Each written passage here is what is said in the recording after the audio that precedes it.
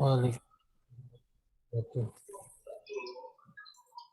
Alhamdulillahirrahmanirrahim.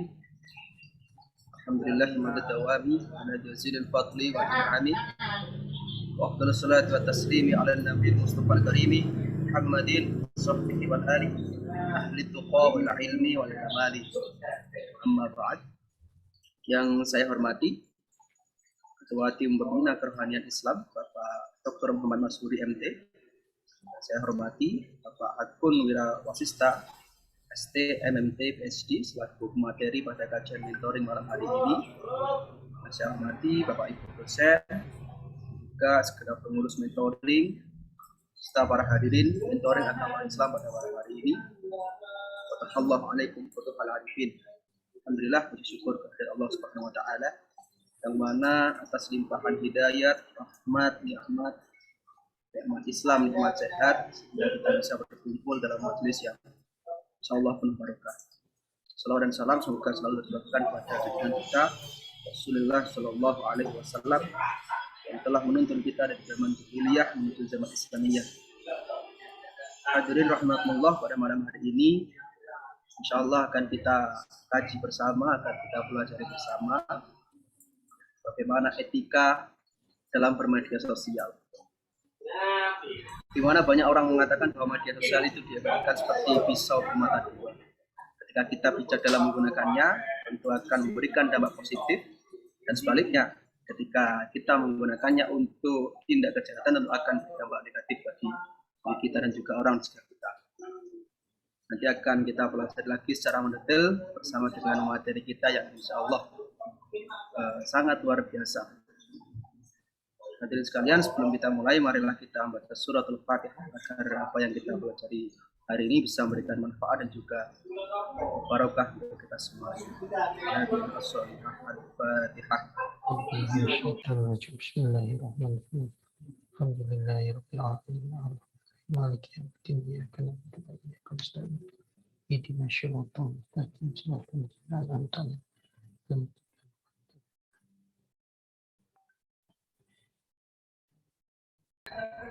Amin ya rabbal alamin. Langsung saja kita masuk ke acara inti, yakni penyampaian materi etika bermedia sosial pada Bapak Hakun Wirawasista ST MMT PhD. Waktu dan media akan bersilakan. Matur nuwun Mas Iqbal. Bismillahirrahmanirrahim. Assalamualaikum warahmatullahi wabarakatuh. Alhamdulillah, wassalatu wassalamu ala asyrofil anbiya'i wassalamin Sayyidina Muhammad wa ala ali Muhammad wa ba'du. Ya, yang kami hormati di sini Ketua TPPKI, Pak Mas Lumi, Pak Panitia yang luar biasa ya, menyiapkan acara mentoring ini menjadi dari beberapa minggu ini luar biasa. Terus kemudian adik-adik mahasiswa peserta mentoringnya. Jadi izin share screen ya, bisa saya share screen ya. Jadi materi kita terkait etika dalam bermedia sosial ya. Jadi ini luar biasa ya. Ya sebelumnya tak kenal maka tak sayang ya. Jadi adik-adik sekalian peserta ya. Sehari-hari saya bertugas di di Direktorat Kemahasiswaan ya. Jadi dikasih talenta ya. Kalau adik-adik ikut kompetisi dan sebagainya nanti mungkin akan bertemu dengan saya ya. Jadi ada namanya PKM, Gemastik dan sebagainya, itu adalah amanah yang diberikan ya oleh Allah Subhanahu wa taala kepada saya untuk membuat kompetisi yang ada di TS bisa memberikan manfaat buat adik-adik mahasiswa ya. Jadi ada kegiatan Merdeka Belajar di mana tidak hanya pembelajaran itu di kampus, tetapi bisa dilakukan ya dengan ikut kompetisi. Nah, soal capaian pembelajarannya sesuai dengan yang akan di mata kuliah yang akan digantikan. Itu sehari-hari saya itu apa namanya mengurus masalah kompetisi yang ada di nasional maupun internasional, baik itu di pusat prestasi nasional maupun non prestasi nasional. Nah, terus kemudian sehari-hari saya mengajar di teknik kimia ya. Jadi mungkin kalau ada peserta dari teknik kimia, mungkin nanti akan salah satu diajar oleh saya ya. Jadi pengalaman saya ya, kenapa saya ditunjuk ke sini ya, adik-adik. Jadi sebelum menjadi dosen ini ya, pengalaman saya di Trans TV ya.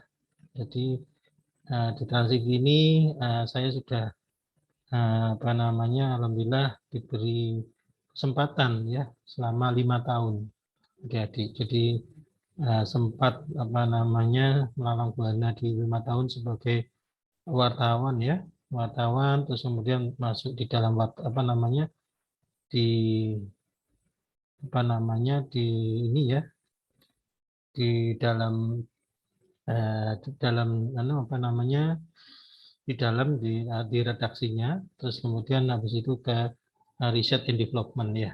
Jadi ternyata luar biasa adik-adik apa namanya peran media ya dalam pembentukan opini ya. Tetapi kalau kita tidak bijak ya, maka media ini akan menggerus ya, menggerus apa namanya kita ya. Jadi istilahnya dulu kan sempat apa namanya sempat ini ya apa namanya sempat banyak masalah. Jadi mulutmu ya itu adalah menunjukkan kepribadianmu.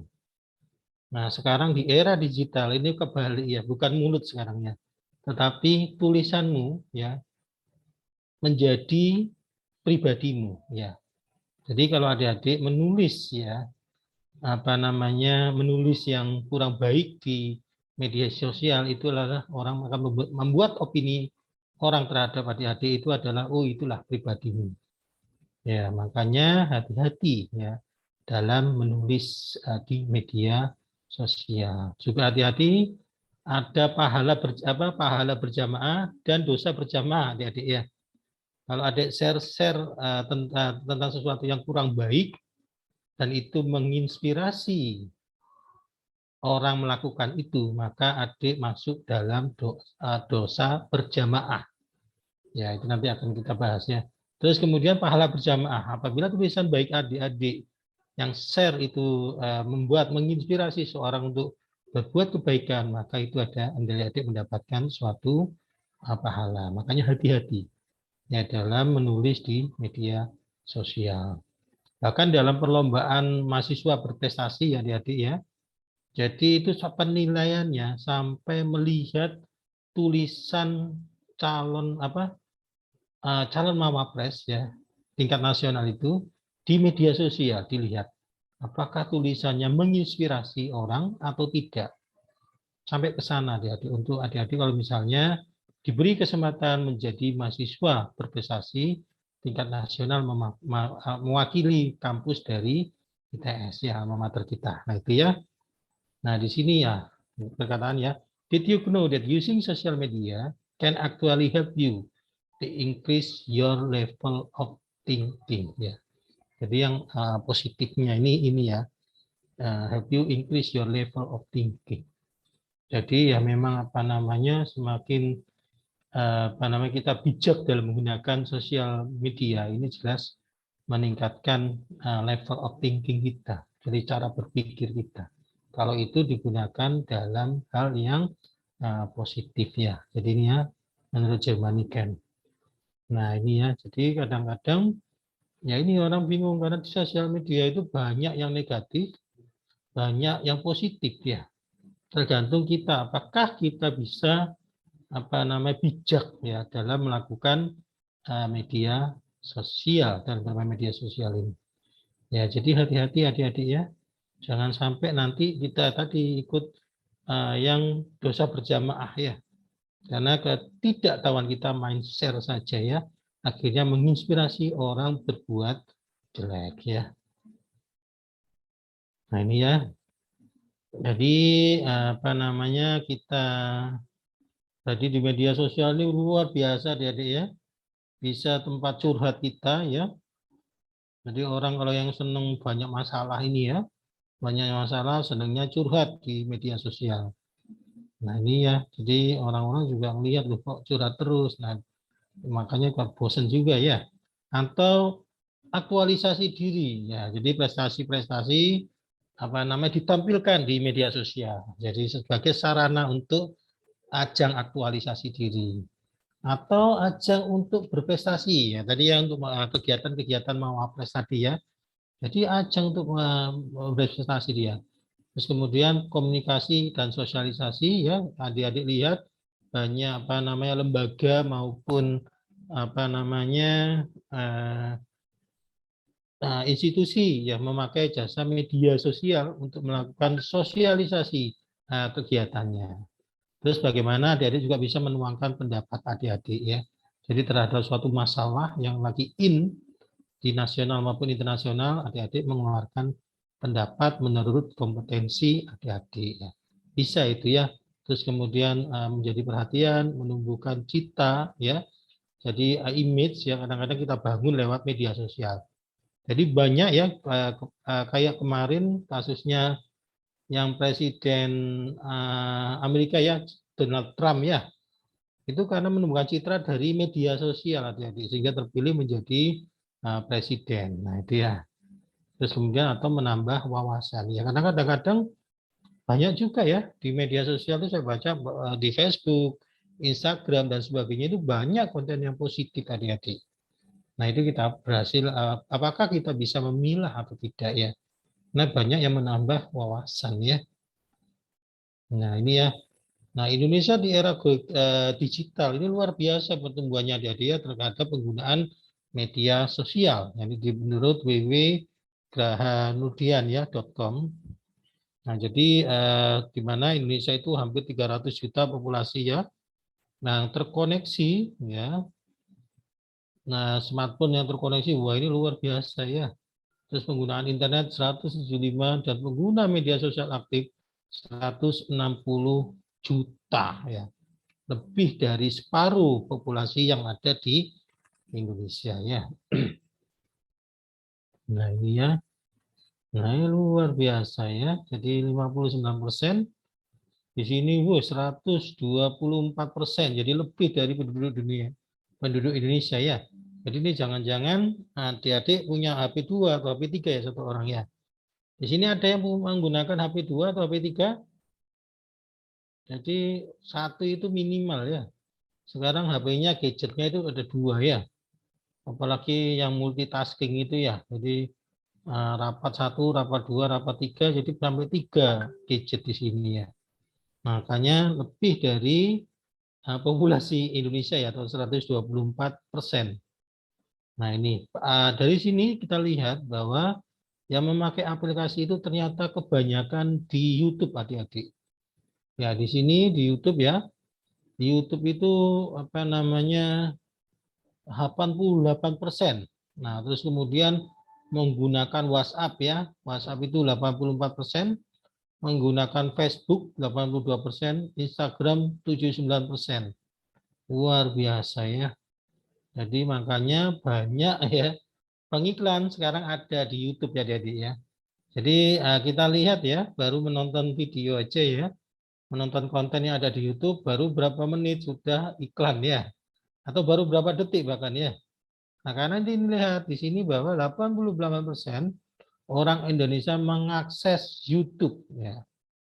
Jadi luar biasa. Makanya YouTube itu menjadi konten yang raksasa sekarang ya. Nah, begitu juga WhatsApp maupun Facebook ya. Kemarin sampai sempat WhatsApp apa namanya berbayar itu sempat ribut ya di apa namanya dunia maya ya terkait di WhatsApp ini. Oke. Nah, ini ya. Kebanyakan ya adik-adik ini luar biasa ya. Kita lihat bahwa yang mencari konten di YouTube ya itu terkait lagu itu menjadi yang terfavorit ya. Terus kemudian terkait Indonesia itu 56 ya. terus kemudian film dan sebagainya. Ini luar biasa adik-adik. Ya, karaoke ya lucu, live ya, Blackpink, wah ini ya. Jadi ada Blackpink ya, terus kemudian ada game ini ada dia, bayangkan ya, luar biasa. Ini terkait game ini, wah ini bahaya juga ya. Kalau kita bermain game akhirnya lupa terhadap apa namanya kita ini sebagai masyarakat sosial ya, akhirnya kita fokus pada dunia maya. Ini adik-adik bahaya ya. Kemarin apa namanya di teknik kimia itu ada satu mahasiswa ya, satu mahasiswa kerajinan game online adik-adik, sehingga sudah tidak pernah masuk ya, masuk kuliah. Jadi kerjanya itu sehari-hari main game, bahkan hampir 24 jam, lupa waktu adik-adik. Nah ini ya, ini hati-hati adik-adik ya, PUBG, terus film Indonesia, TikTok ini yang lagi laris ya. Wah ini luar biasa adik-adik. Ini kok apa namanya acara-acara keagamaan tidak ada ya? Luar biasa, berarti orang-orang butuh hiburan ini ya. Nah ini ya. Jadi pengalaman saya ya di TV adik-adik ya. Kemarin sempat saya, kebetulan saya sebagai koordinator riset and development di Trans TV. Jadi sempat saya protes, jadi di dunia TV itu setiap hari Rabu itu keluar survei yang dilakukan oleh AGB Nielsen adik-adik. Ya, jadi AGB Nielsen ini mengeluarkan survei, ya, mengeluarkan survei. Jadi acara TV peringkat 1 sampai peringkat 100 adik, 100 TV, 100 top program. Nah, itu kebanyakan ya luar biasa kalau tidak kriminal, seks ya mohon maaf ya. Terus kemudian terkait hantu ya, terkait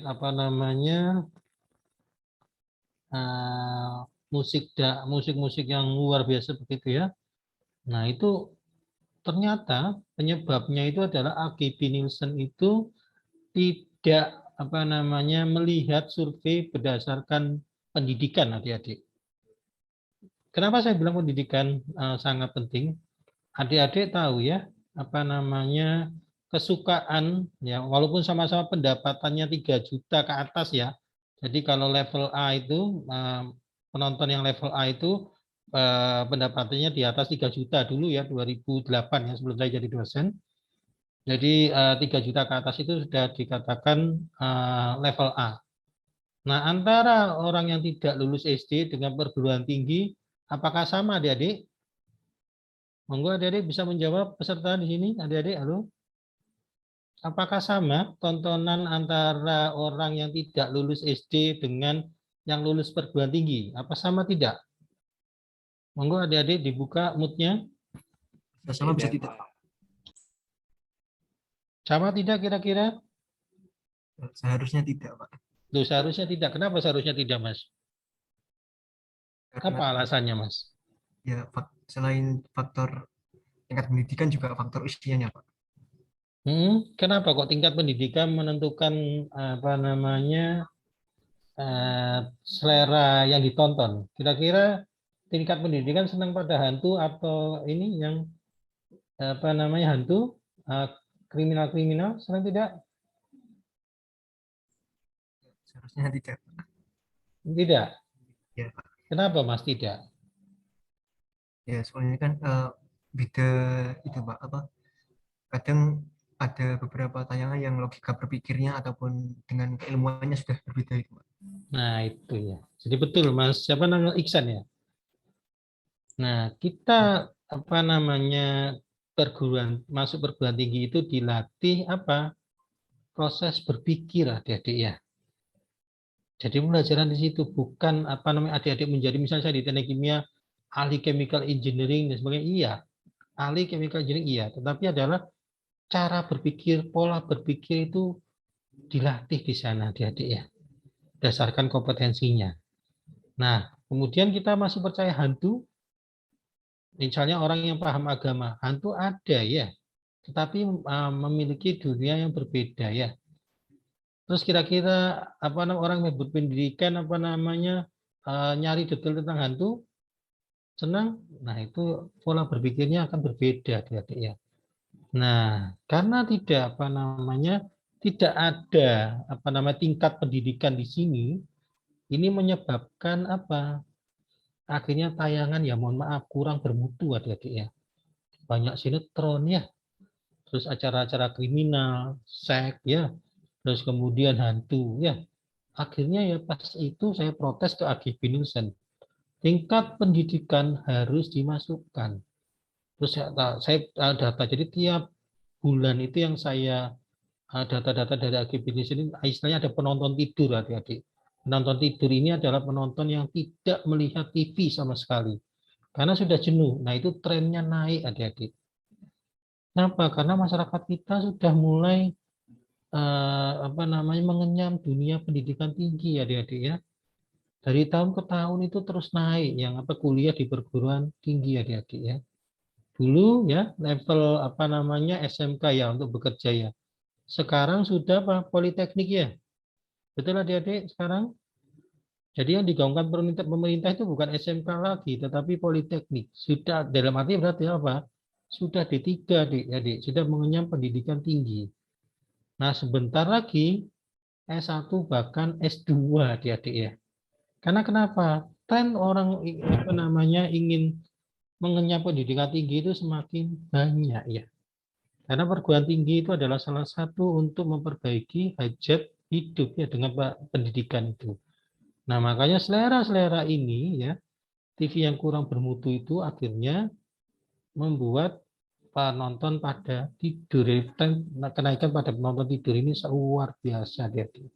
Dan sudah saya sampaikan pada saat itu sebelum saya jadi dosen. Kalau seperti ini maka ya ginilah acara kita di TV ya. Dan itu kurang mendidik masyarakat kita ya. Oke. Dalam laporan riset Ini ya dari coba lihat, Microsoft kita lihat ini ya. Digital Security TV Index ya. atau DCI, survei untuk mengukur tingkat kesopanan pengguna internet, netizen Indonesia menempati ranking bawah. Dan bahkan luar biasa netizen nih ya. Indonesia dikatakan paling tidak sopan se-Asia Tenggara. Lantas apa sih alasannya? Selengkapnya akan kami ulas untuk Anda dalam netizen Indonesia tak sopan se-Asia Tenggara. Nah, dalam survei tahunan dari Microsoft ini diselenggarakan antara bulan April sampai dengan Mei 2020 yang melibatkan 60.000 responden di 32 negara yang terdiri dari kaum muda dan juga dewasa. Nah, survei ini menggunakan skor dari 0 sampai 100, di mana makin rendah, skor berarti paparan resiko online ini makin rendah. Sehingga tingkat kesopanan di dunia maya negara itu disimpulkan makin tinggi. Nah, risiko online apa sih yang dimaksud? Nah, risiko online yang dimaksud ini termasuk beredarnya kabar hoax, kemudian ujaran kebencian, penipuan, bullying, hingga diskriminasi yang dialami di dunia maya.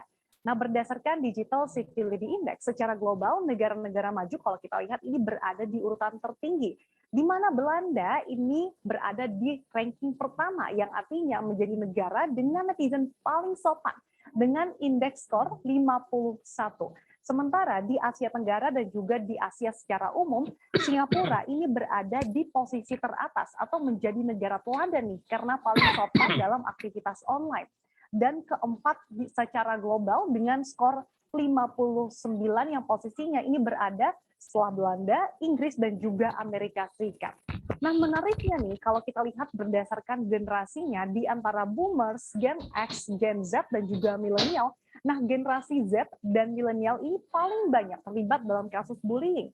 Sementara generasi X dan juga milenial ini paling banyak yang menjadi target bullying, di mana sebanyak 62% dari Gen X merasa menjadi target bullying. Sementara milenial sebanyak 59% milenial ini merasa menjadi target dari bullying.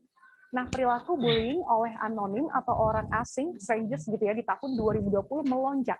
Yang paling tinggi peningkatannya kalau kita lihat ini adalah pelecehan secara online, yaitu dari 25% melonjak menjadi 47%. Kemudian cyberbullying dari 12% menjadi 33% dan diperlakukan dengan tidak baik ini dari 19% menjadi 37%. Lantas bagaimana dengan ranking netizen Indonesia? Kita lihat di slide berikutnya.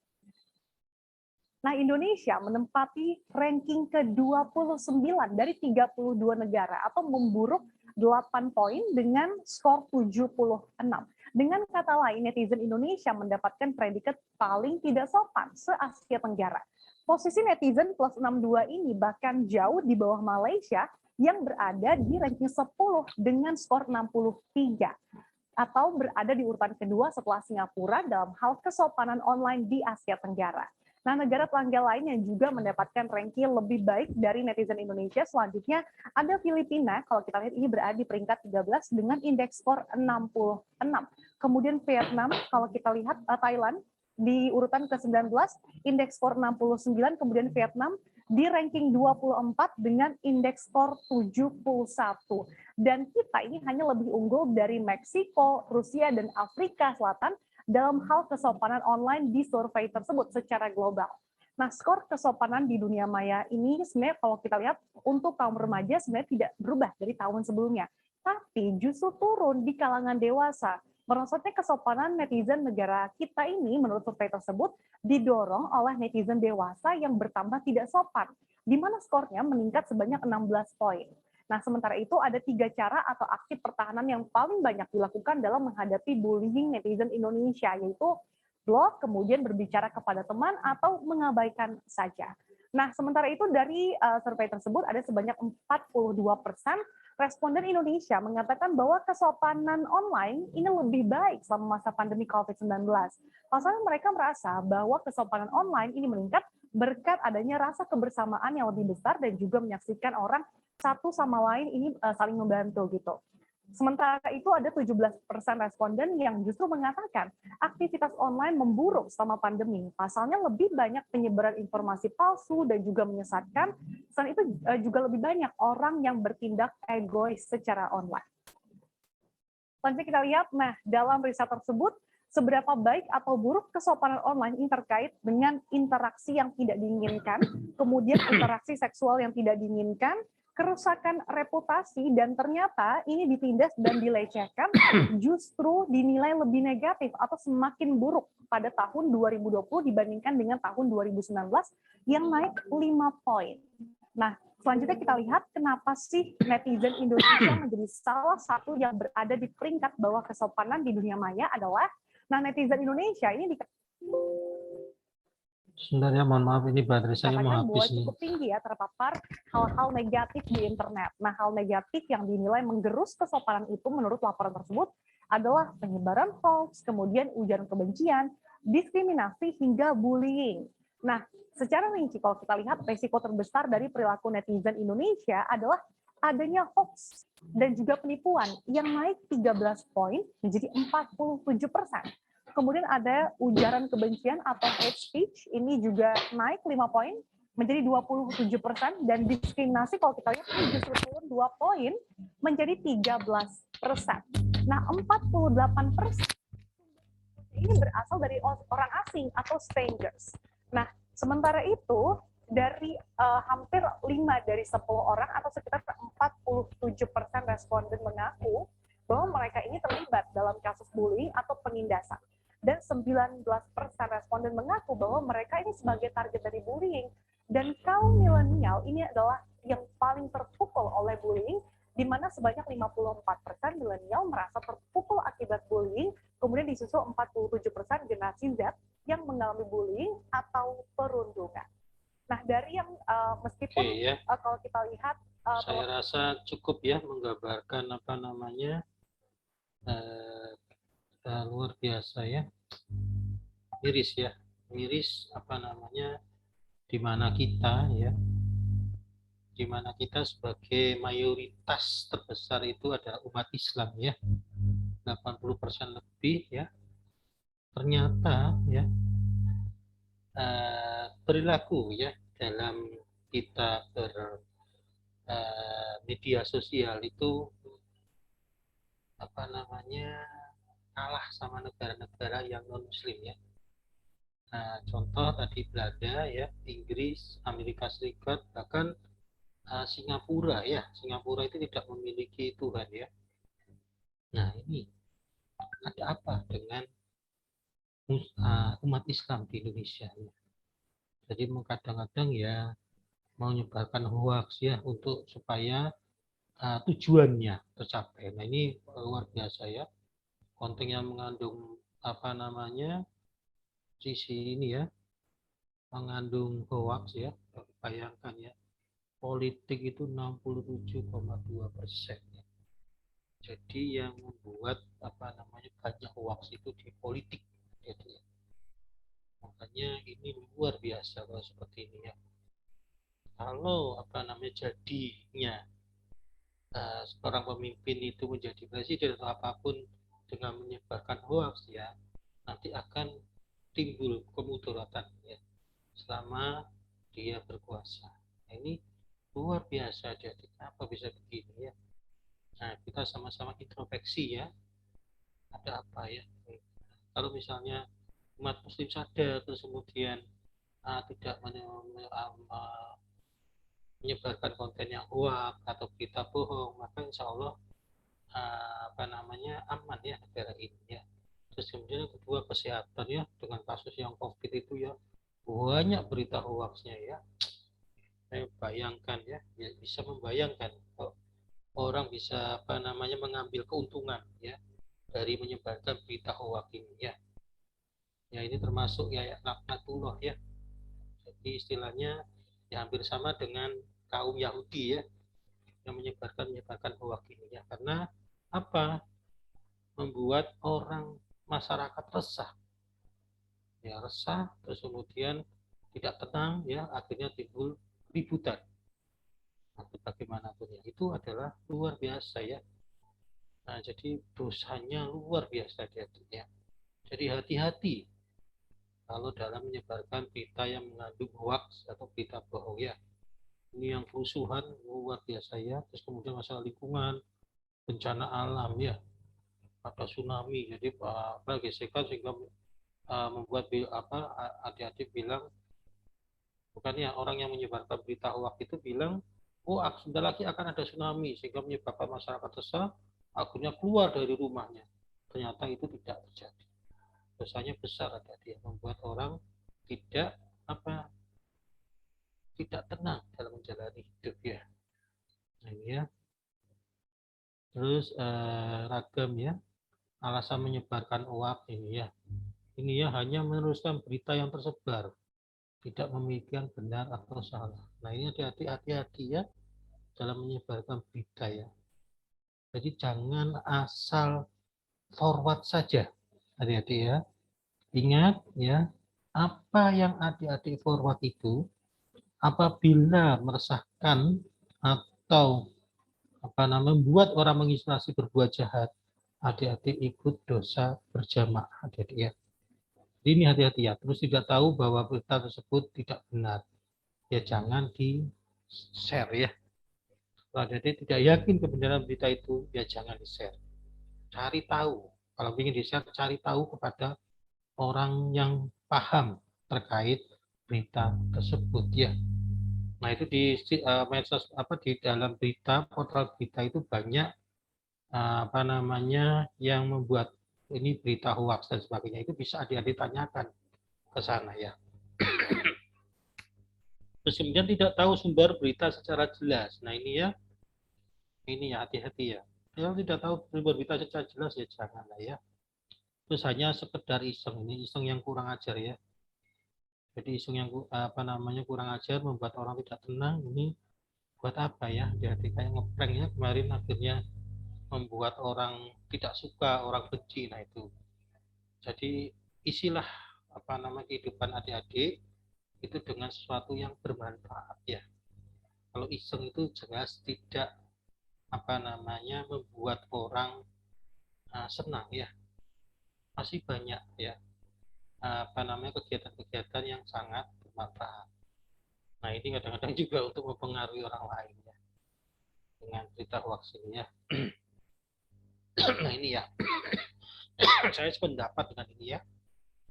Content is fire and social media is gasoline ya. Jadi hati-hati ya. Bila berita itu ditempatkan tidak benar ya, dan kemudian dimasukkan ke dalam media sosial, maka kebakaran itu akan meluas ya, luar biasa. Karena saya begitu bekerja di TV ya, di dunia jurnalisme ini ya, itu akan melihat dampak dari media ya, itu luar biasa dia ya. Ya, jadi dampaknya luar biasa karena banyak yang membaca. Adik-adik bayangkan ya, dalam satu misalnya rating TV 9 ya, berarti yang melihat itu setara dengan kalau satu rating TV itu kalau dulu pas zaman saya itu setara dengan 1 juta penonton ya. Terus kemudian kalau 9 berarti kan 9 juta. Satu acara tersebut ya itu ditonton langsung oleh 9 juta orang. Bayangkan di Indonesia ya.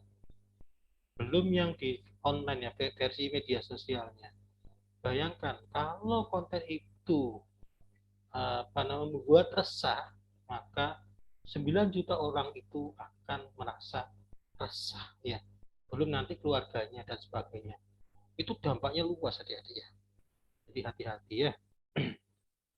Nah ini etika, ya etikanya bagaimana sih dalam bermedia sosial. Nah ini dalam Quran surat Al-Hujurat ya ayyuhalladzina amanu in ja'akum fasikum, nah dan seterusnya ya, yang baca wahai orang-orang beriman, jika datang kepadamu orang fasik membawa suatu berita, maka periksalah ya dengan teliti agar kamu tidak menimpakan sesuatu musibah ya ini ya pada suatu kaum tanpa mengetahui keadaannya yang menyebabkan kamu menyesal atas perbuatan itu ya. Jadi benar-benar adik-adik harus periksa secara yang bisa dipertanggungjawabkan adik-adik ya. Jangan sampai adik-adik melakukan karena berita itu membuat adik dolim terhadap seseorang, ya maka hati-hati, itu kamu akan menyesal atas perbuatan itu. Jadi di dalam Quran surat Al-Hujurat. Jadi di sini sebetulnya adik-adik ya, periksalah ya, apakah berita tersebut hoax atau tidak ya, bisa dipertanggungjawabkan atau tidak.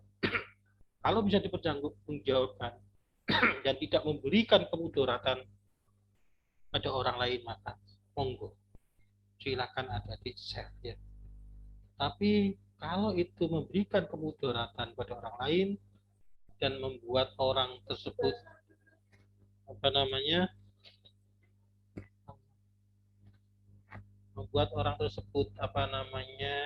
terdolimi, maka hati-hati ya, maka Anda akan menyesal dan atas perbuatanmu itu ya. Ini Al-Quran adik-adik yang ngomong ya. Ya ayyuhalladzina amanu in ja'akum fasiqun binaba'in fatabayyanu an tusibu qauman bijahalatin fatusbihu ala ma fa'altum nadimin. Itu ya. Nah ini juga hadis riwayat Abu Hurairah ya radhiyallahu anhu. Nah yang artinya akan datang tahun-tahun penuh kedustaan ya, yang menimpa manusia, pendusta dipercaya, orang jujur malah didustakan ya, pengkhianatan terhadap amanah yang diberi, orang yang jujur dikhianati. Dan Uwaidah ikut berkomentar, lalu ditanya apakah Uwai bid'ah? Beliau menjawab, orang-orang bodoh yang mengurusi urusan perkara umum. Jadi nah kita amati apakah masa ini, apakah yang dalam hadis ini sudah terjadi di masa kita. Nah itu adik-adik bisa introspeksi ya. Nah ya, jadi luar biasa sekarang adik-adik ya. Jadi dimana orang-orang yang hanya karena kuat di media sosial bisa membentuk opini sehingga akhirnya merasa benar ya. Sedangkan orang-orang yang kurang di media sosial dan sebagainya akhirnya ya ini merasa dikhianati, merasa didustakan dan sebagainya. Maka dari sini media sosial itu memberi pengaruh luar biasa gitu ya.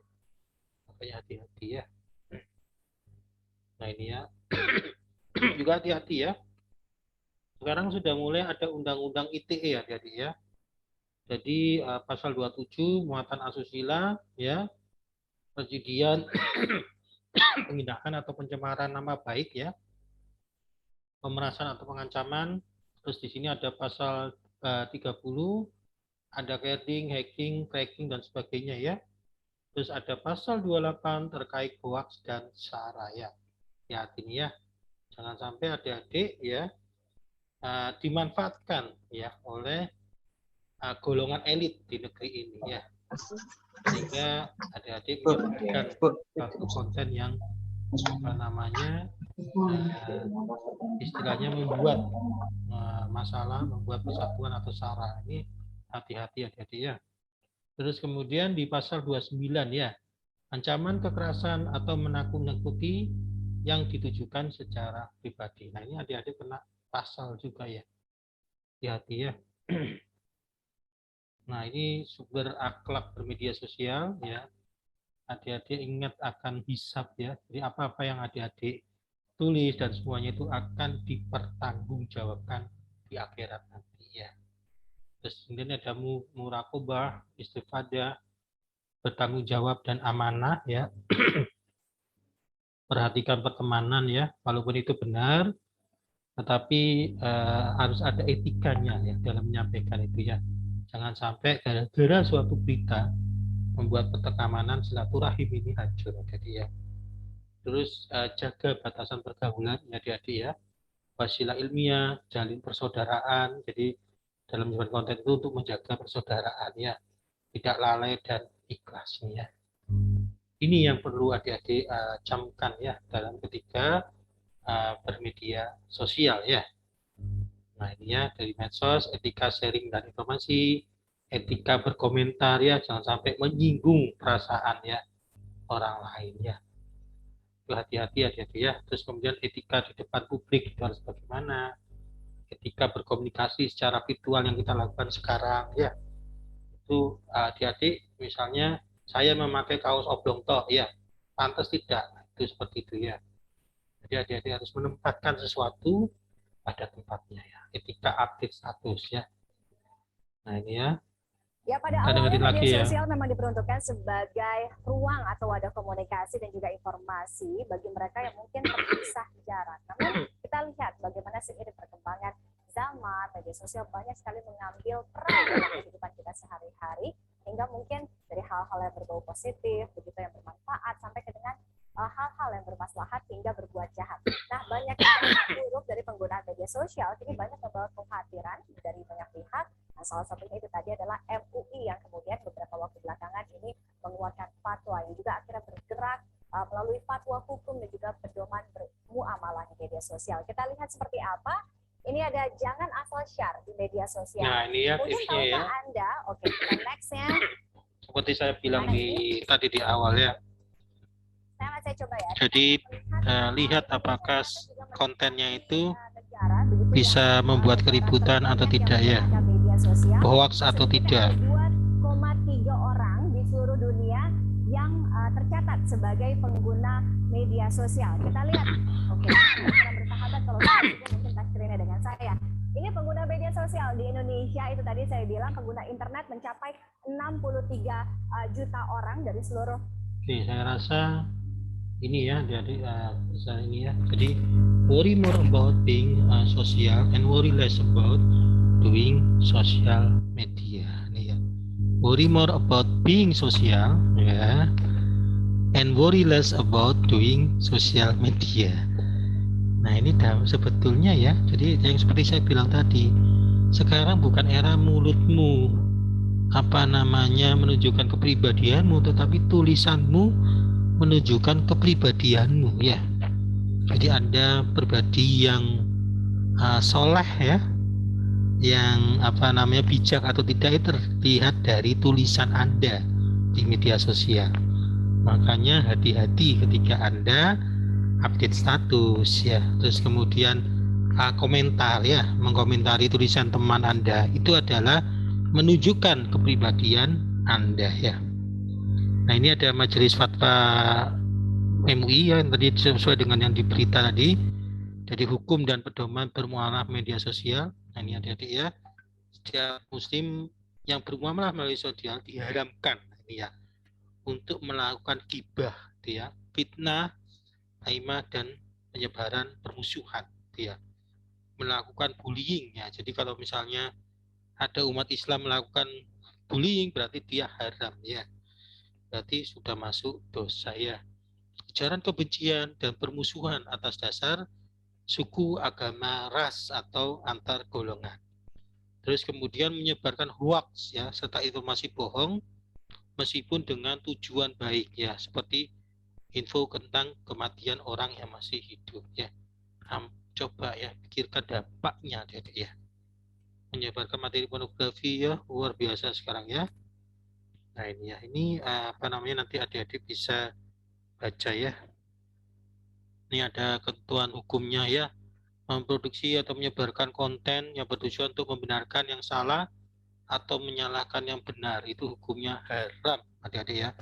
Terus kemudian menyebarkan konten yang bersifat pribadi ke khalayak padahal konten tersebut diketahui tidak patut ya untuk disebarkan ke publik. Nah ini hukumnya haram adik-adik. Jadi lihat kepatutannya, apakah itu pantas untuk di-share di media sosial atau tidak ya adik-adik ya. Nah, ini lagi lamenya buzzer ya di media sosial ya. Ini sebetulnya ini hukumnya haram adik-adik ya. Jadi jangan apa namanya melakukan ya 100% haram yang haram-haram. Jadi harus dibedakan walaupun untuk tujuan ya, tujuan yang baik adik-adik. Kalau dalam melakukan tujuan baik itu prosesnya tidak benar, tetap itu kurang bagus adik-adik ya. Jadi prosesnya harus benar sehingga tujuan itu menjadi ibadah adik-adik ya. Nah ini ya, bermuamalah media sosial harus dilakukan tanpa melanggar ketentuan agama dan ketentuan peraturan perundangan. Tadi ada undang-undang ITE ya. Nah ini adik-adik bisa baca, ini banyak ya. Nah bermuamalah melalui media sosial. Nah ini ya, ini pedoman penyebaran konten. Jadi konten atau informasi tersebut benar ya, baik dari sisi sumber, waktu dan tempat ya. Adik-adik harus tahu cari tahu kebenarannya ya sesuai dengan tadi Quran surat Al-Hujurat tadi ya. Terus bermanfaat baik bagi diri penyebar maupun bagi orang atau kelompok yang akan menerima informasi tersebut ya. Walaupun itu berita itu baik ya, tetapi tidak bermanfaat bagi orang yang menerima informasi tersebut ya jangan di-share adik-adik ya. Atau bisa menimbulkan perpecahan itu hati-hati jangan di-share ya. Terus kemudian bersifat umum, yaitu informasi tersebut cocok dan layak diketahui oleh masyarakat dari seluruh lapisan ya. Terus tepat waktu dan tempatnya atau muktadal hal ya, yang yaitu sesuai dengan disebar sesuai dengan waktu dan tempatnya ya. Terus tepat konteksnya ya, memiliki hak ya. Orang tersebut memiliki hak untuk penyebaran, tidak melanggar hak seperti hak kekayaan intelektual dan tidak melanggar privasi orang ya. Ini ya. Jadi bisa baca. Nah ini sumber resminya buku panduan mentoring agama Islam. Ya ini jadi pesan dari Umar bin Khattab ya. Mahkota seseorang adalah akalnya ya. Derajat seseorang adalah agamanya, sedangkan kehormatan seseorang adalah budi pekertinya ya. Jadi bijaklah dalam bermedia sosial ya. Rasa itu yang bisa saya sampaikan. Apabila benarnya itu datangnya dari Allah Subhanahu wa taala dan apabila ada salahnya itu murni dari saya sebagai manusia biasa yang punya khilafan ya. Saya akhiri. Assalamualaikum warahmatullahi wabarakatuh. Saya kembalikan ke moderator, monggo Mas Iqbal. Terima kasih atas materi yang telah disampaikan Pak. Selanjutnya merupakan sesi tanya jawab dan juga diskusi bagi para peserta yang ingin menyampaikan pertanyaan, silakan bisa menggunakan raise hand atau menuliskannya di kolom chat. Silakan para peserta.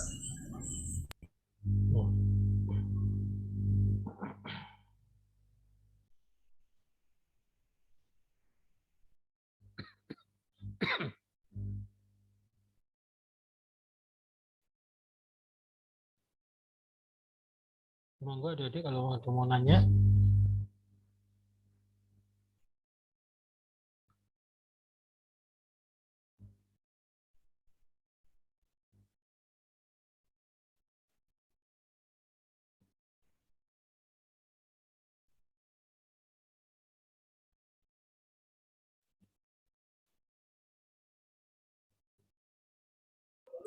Pak, ini ada yang resen atas nama Monggo, monggo. Muhammad Hidayat Rasidin.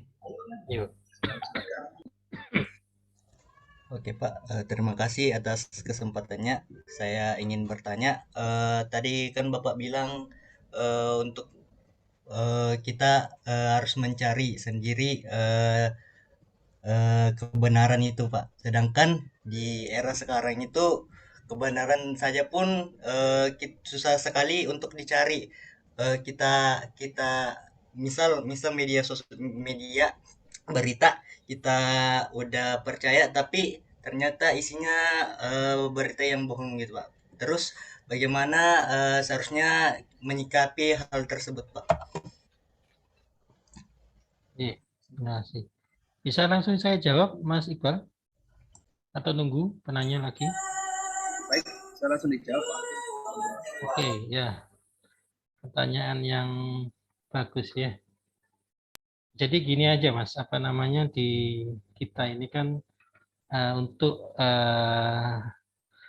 mendapatkan hal yang baik itu membutuhkan suatu usaha ya. Ya. Terus kemudian ya karena ada setan itu ya akhirnya kebenaran itu sulit ditunjukkan ya. Sedangkan apa namanya yang kemudaratan itu buambang sekali.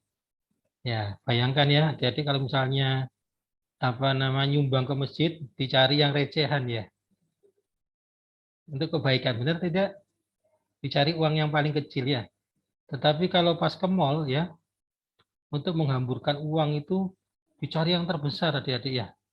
Ratusan ribu dan sebagainya. Nah, itu adalah ini analogikan saya antara berbuat kebaikan dan yang bermanfaat dan yang kurang bermanfaat adik-adik. Begitu juga dengan kita mencari kebenaran dalam berita portal itu ya.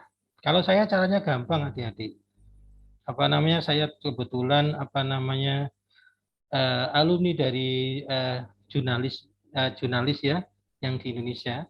Jadi kita melihat apa namanya media-media portal itu yang benar-benar apa namanya bisa dipertanggungjawabkan ya.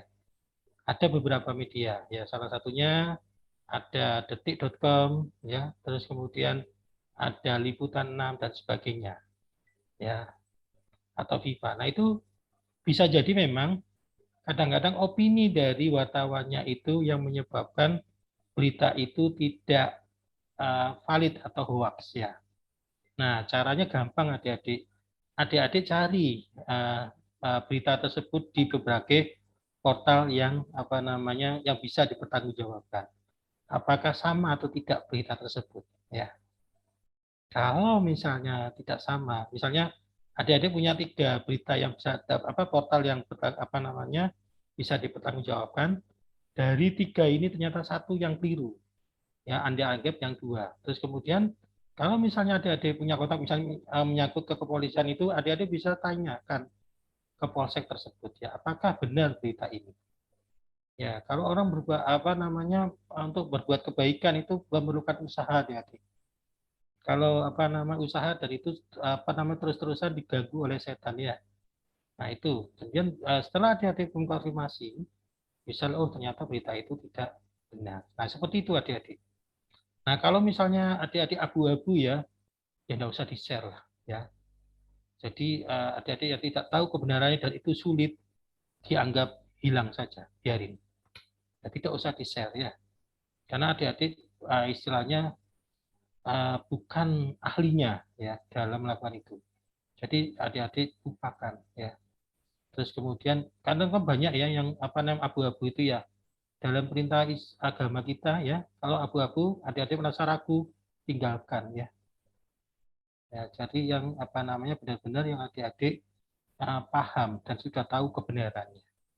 Nah, seperti itu. Itu ya Mas siapa namanya? Mas siapa Mas lupa tadi ya? Lupa saya. Itu atau ada pertanyaan lagi kurang jelas? Terima kasih atas jawabannya Pak, sangat jelas Pak. Iya, Mas. Baik, terima kasih Pak Alfon atas jawaban yang diberikan. Iya. Jika Mama di daerah telah memberikan pertanyaan, selanjutnya kami buka sesi pertanyaan lagi di para peserta yang ingin menyampaikan pertanyaan, silakan menggunakan fitur raise hand atau menuliskannya di kolom chat. Silakan.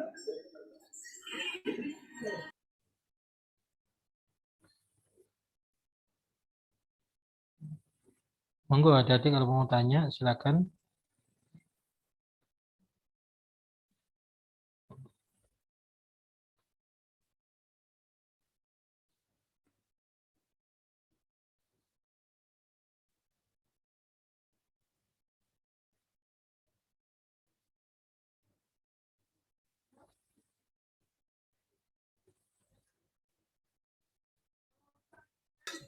Sekali lagi para peserta yang ingin menyampaikan pertanyaan, silakan. Jadwal kita masih sampai pukul 21.00. Nih. Monggo adik-adik. Jadi saya tambahkan lagi ya. Jadi era dari digital ya, semua serba digital ini adik-adik harus benar-benar ada filternya adik-adik ya. Jadi salah satu filter itu adalah agama ya. Jadi supaya adik-adik bisa melihat apakah berita itu ya memberikan manfaat atau mudarat ya. Oke, itu ada Mas Al-Ansori, monggo. Baik, Lambat Jumadi, saya silakan untuk menyampaikan pertanyaannya. Ya, Assalamualaikum warahmatullahi wabarakatuh. Waalaikumsalam warahmatullahi wabarakatuh. Perkenalkan, nama saya Muhammad Judalan Ansori, NRP 501-621-016 dari kelompok 37. Izin bertanya, bagaimana pendapat Bapak tentang berita penyedia berita yang sering menyampaikan berita yang tidak lengkap gitu, Pak? Karena berita seperti itu yang laku, Pak. Bagaimana menurut Bapak? Iya. Oke. Saya jawab langsung ya Mas Iqbal ya. Iya Pak. Oke. Ya, ini kebetulan saya 6 bulan di training menjadi wartawan ya di Trans TV. Ini adalah salah satu cara ya agar berita kita itu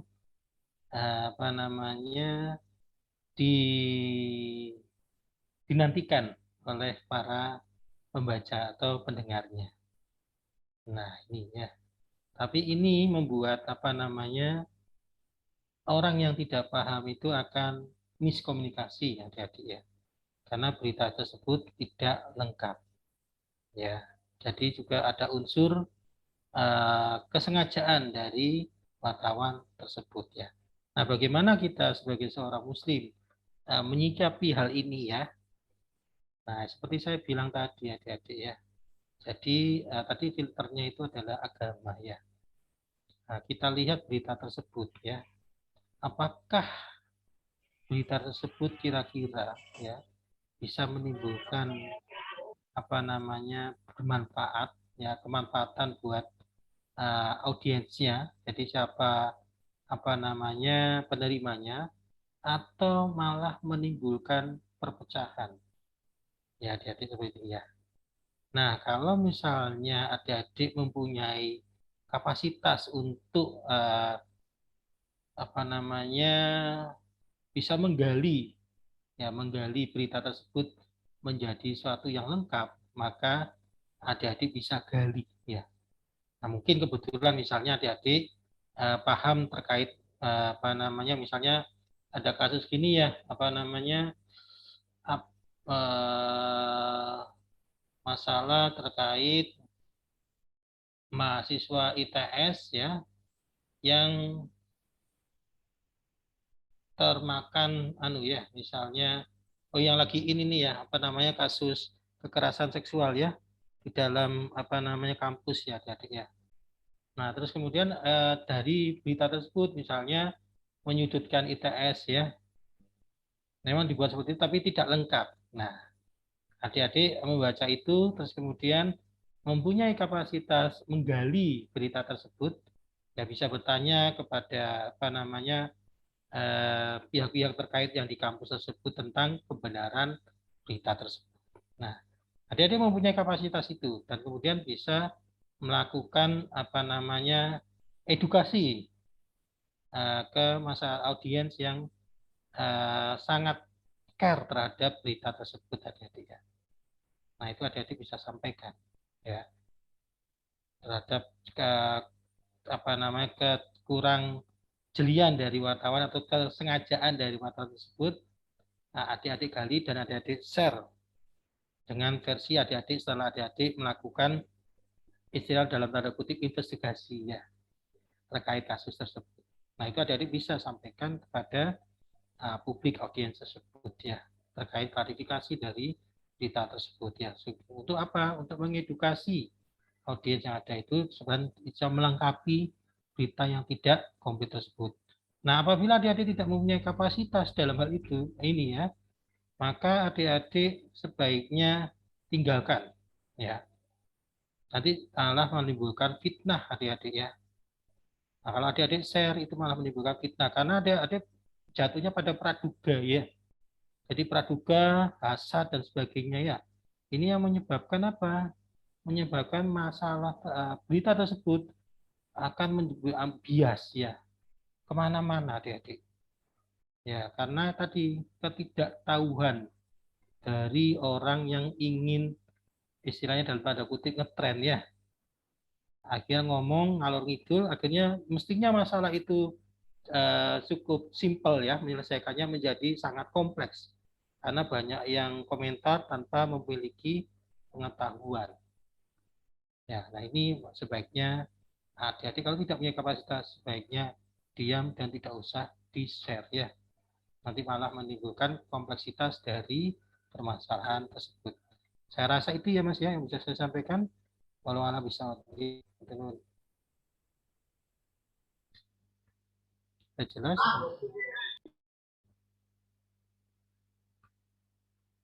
Baik, terima kasih Pak Anton atas yang diberikan. Tentunya bagi para peserta yang ingin menyampaikan pertanyaannya, silakan menuliskan atau menuliskannya di kolom chat.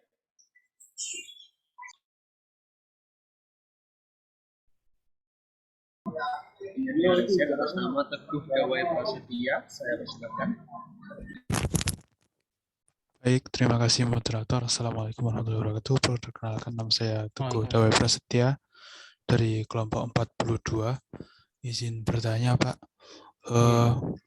Seperti yang kita tahu, tadi kan disebutkan kalau generasi Z dan milenial itu banyak ambil bagian di bagian diskriminasi, bully, dan sebagainya itu, Pak.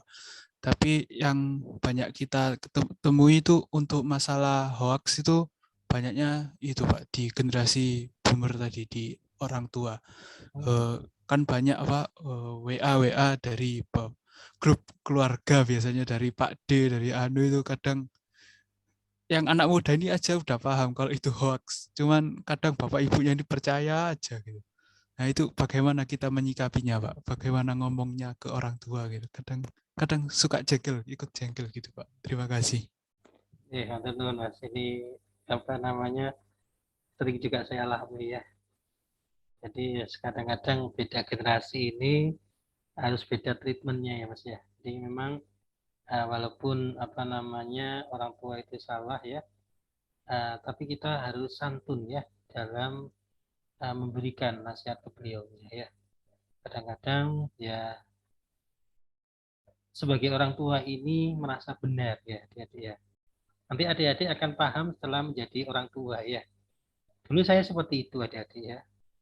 Jadi istilahnya ya kadang itu dok mangkel juga ya. Terkait ini kok apa namanya gampang sekali sharing ya. Gampang sekali nge-share berita yang belum tentu benar ya. Nah, seperti itu adik-adik. Tapi ya itu harus kita omongi dengan santun adik-adik ya. Jadi kita jelaskan berita itu tersebut tidak benar itu kenapa. Ya, apabila adik memiliki apa namanya pengetahuan. Kayak kemarin ya sempat ada permasalahan gini ya. Orang tua saya nge-share terkait apa namanya berita kanker ya. Kebetulan riset saya ada permasalahan masalah kanker ya.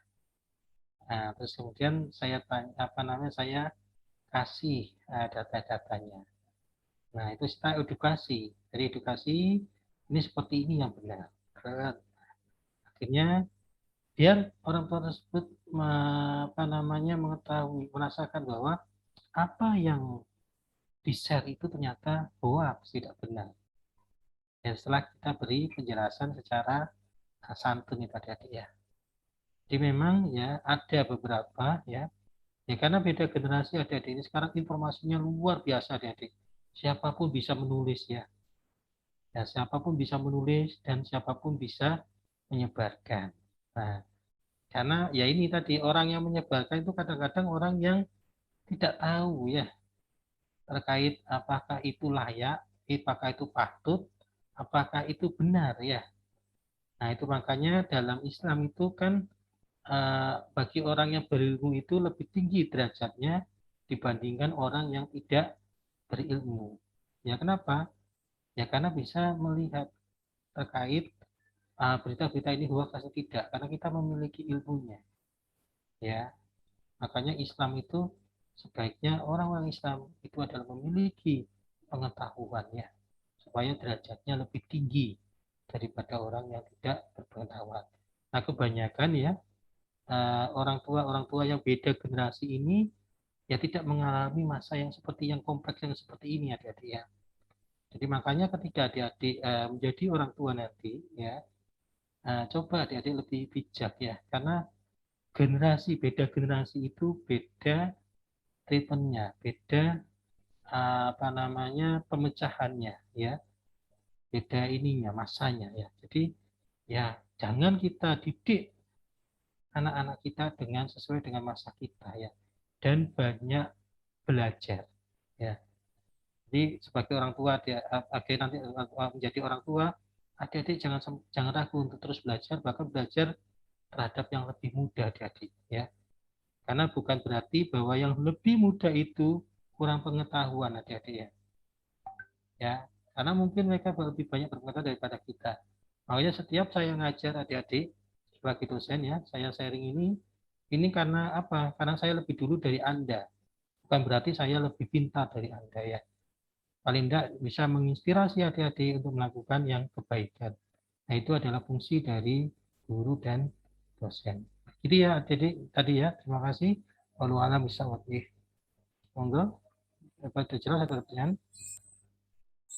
Terima kasih Pak Fatul. Mungkin masih cukup untuk pertanyaan lagi. Ya, persilakan peserta yang ingin menyampaikan pertanyaannya. Oh,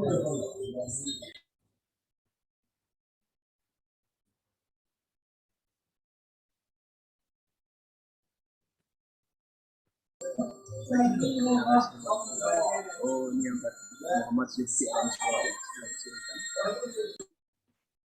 Ya, Assalamualaikum. Izin bertanya lagi, menanggapi pertanyaan Mas Teguh tadi, itu kan lebih tua ya. Sikap kita itu hanya diam atau membantah kan? Kadang saya bingung. Kalau membantah takutnya kan tambah salah. Kalau diam nanti malah tambah buruk beritanya gitu, Pak. Jadi saya bingung gitu, Pak. Oke. Ya, terima kasih ya.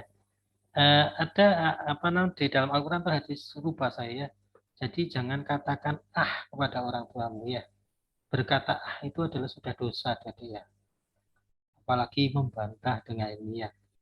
Ya kadang-kadang memang apa namanya saya akui sendiri saya pernah melakukan itu ya.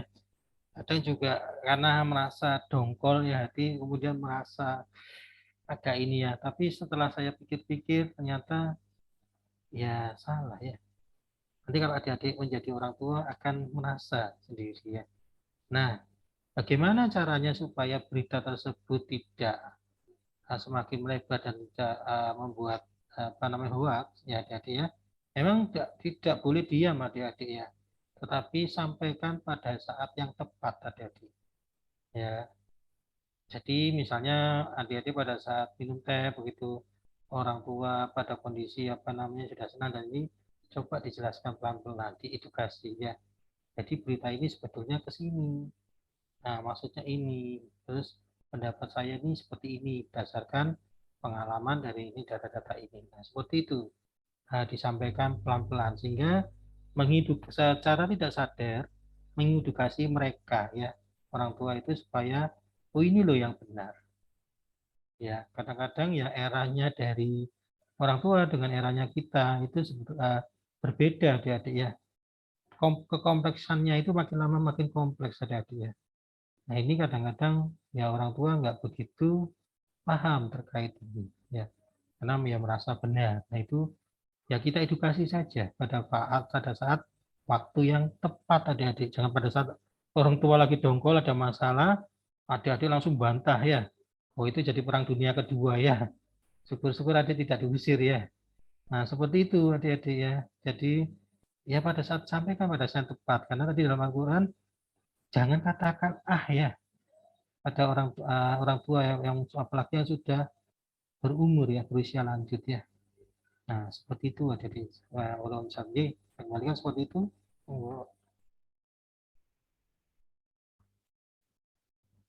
Apa jelas atau bagaimana?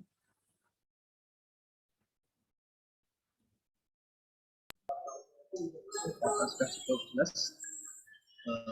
Itu siapa yang bertanya? Sepertinya sudah cukup jelas Pak Hatun. Selanjutnya pertanyaan lagi. Teman-teman silakan yang ingin bertanya.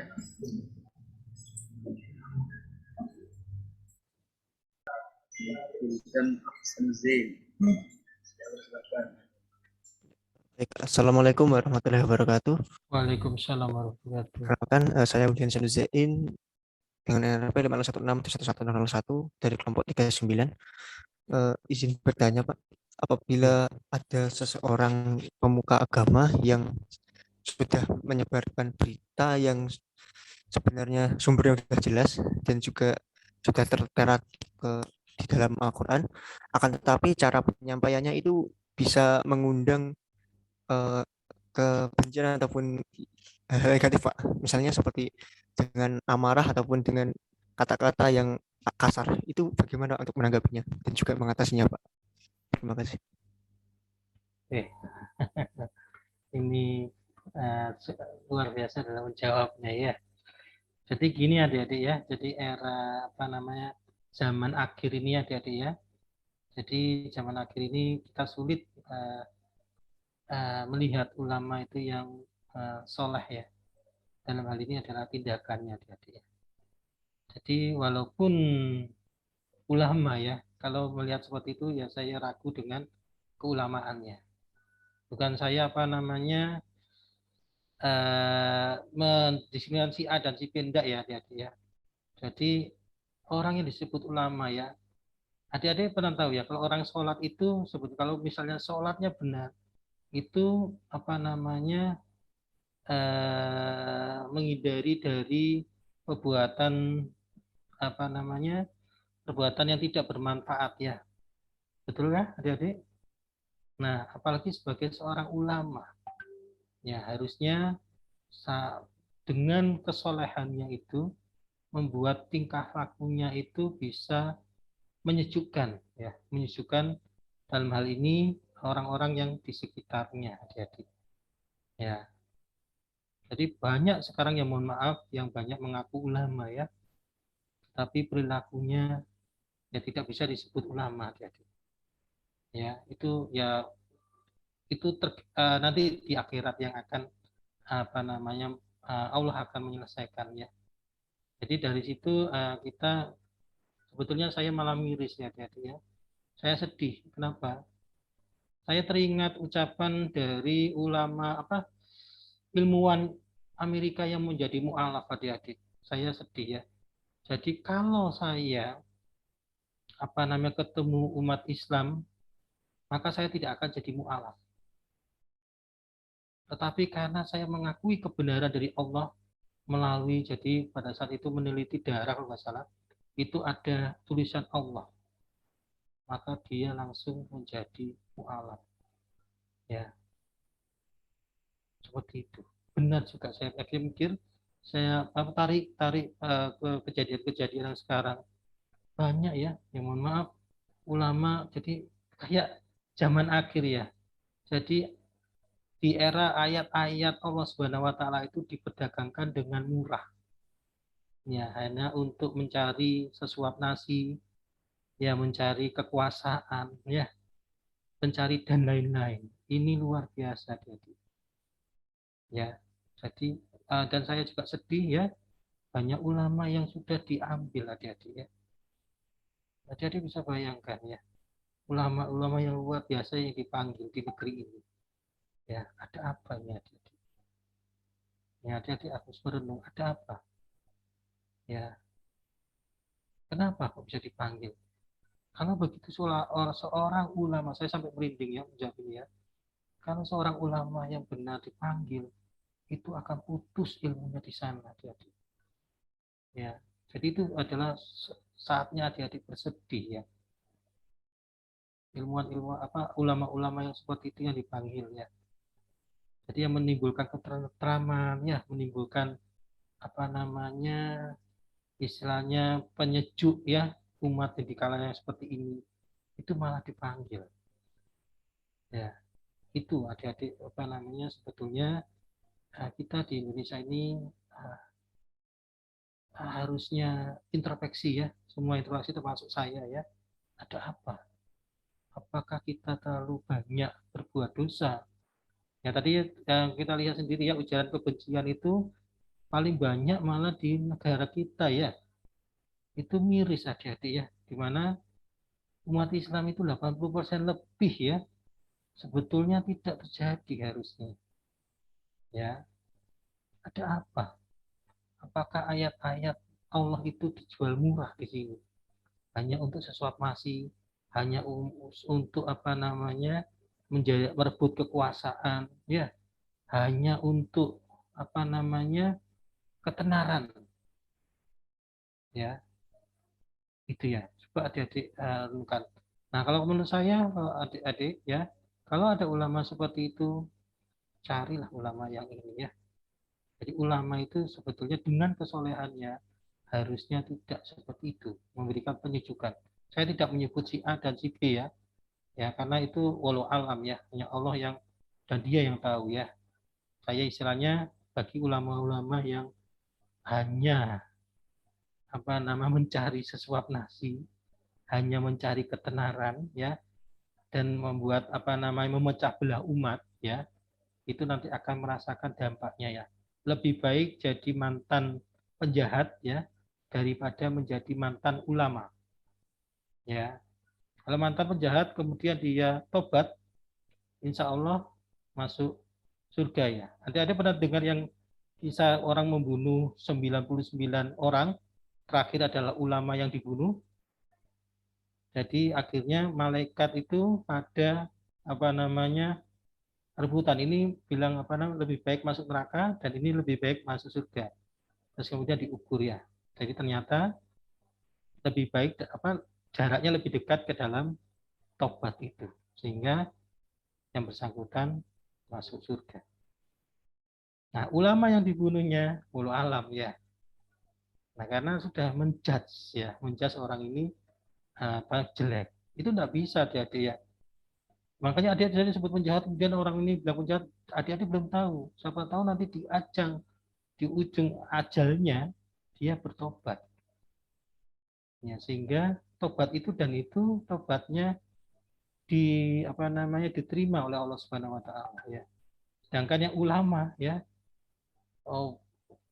terus dan sebagainya, tapi di saat ajalnya dia melakukan kejahatan. Ya, misalnya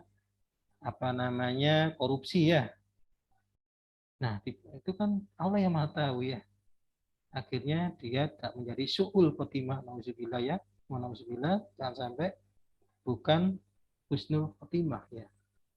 Nah, seperti itu ya. Itu ya Mas Wildan ya. Jadi kalau ada yang seperti itu ya mohon maaf dalam tanda kutip apakah layak disebut ulama ya. Seperti saya alam pesawat. Assalamualaikum warahmatullahi wabarakatuh. Baik, terima kasih Pak atas jawabannya. Iya, sama-sama Mas. Terima kasih. Kemudian serangkaian acara kajian mentoring pada malam hari ini Malaysia menyampaikan sedikit ketika kalian semua adik-adik nanti menggunakan media sosial mohon bijak-bijak. Ketika ada suatu berita atau materi tentang keagamaan atau yang lain sebagainya itu langsung percaya meskipun itu dari ayat Al-Quran maupun hadis. Karena ayat Al-Quran sendiri dan juga hadis tidak bisa kita pahami secara tekstual saja. Jadi minimal harus membaca tafsirnya, itu paling minimal. Minimal baca tafsirnya, lebih bagus lagi kalau kita sandarkan kepada ulama yang sudah mengkaji dari tafsir tersebut. Baik, sebelum kita mengakhiri, mari kita baca surat Al-Fatihah. Agar apa yang kita pelajari pada malam hari ini bisa mendapatkan manfaatan dan juga Al-Fatihah.